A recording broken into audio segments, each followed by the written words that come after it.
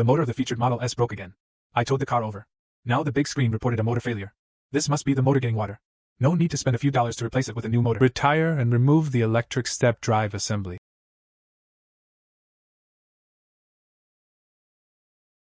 Disassemble the base assembly.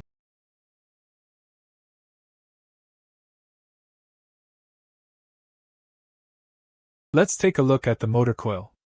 There is water inside. Put the motor in the sun first, and then dry it. If there is rust on the bricks, remove the rust. The motor was dried and it turned out normal. It cost about $550 and could be loaded into the car normally.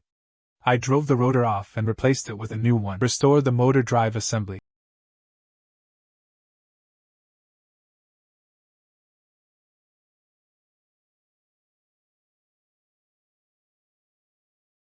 Replaced and improved DN level water and air end caps. Put the motor assembly back. The Model S motor has been repaired and the car can be driven normally. This has saved the car more than $10.